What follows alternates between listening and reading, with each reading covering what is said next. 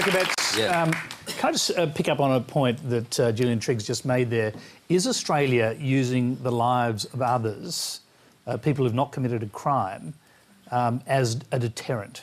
Well, what I find strange in this debate is that people would seek to give advantage to those that have money, that can afford to pay people smugglers to assist their cause, bypass safe haven after safe haven, and we then say they ought to be given priority, as opposed to some that I have personally visited in Western Thailand who haven't been there just for 4.5 or 7 years, but for 20 years waiting for resettlement, who don't have the money, or they are determined not to engage criminals to advance their cause. But Eric, as a matter of principle, you wouldn't have used that argument in the 1930s to Jewish people fleeing Nazism who used and paid people smugglers.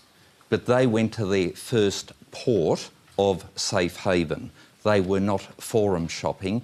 And with refugees, and I have spoken to many of them, both overseas and in Australia, and they say the first port of call where they are given safe haven is what they want, is what they need. And the one argument I still cannot overcome is, why would you give priority to people that have never set foot in a refugee camp and have the money and the wherewithal to pay a criminal people smuggler to advance their cause over people that don't have either the moral compass or the money? OK, very briefly, on behalf of the person who... Can I quickly also argue very strongly that we did stop the boats. People said it couldn't happen. We did stop the drownings at sea and the deaths at sea, and it was because of the determined action of the government, of which I'm very pleased to have been part of, because that has meant we can now have an intake of refugees into our country based on one factor alone,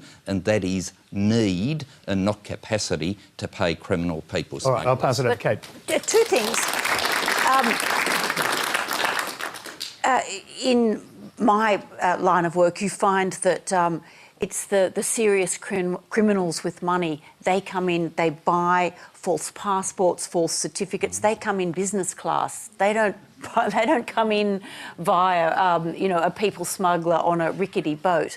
And the second thing is that why won't we take up New Zealand on their offer to take 150 refugees?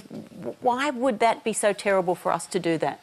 Well, because as I understand the circumstances, once you become a New Zealand citizen, entry into Australia then becomes very easy. But our gentleman who was on the program indicated that he was more than willing to be resettled in the United States, and that is one agreement that he also mentioned Trump, New Zealand. President Trump, yeah, but we have an agreement. Pretty much saying... Can I finish, Tony? The president... Well, I know he can't respond. Right. No, you can. I'm going to come Thank you. I'm just making the point that he can't respond for himself. So I'm just coming back to some of the points he made. He mentioned a number of countries, and I think the plea here is, can we go anywhere but this?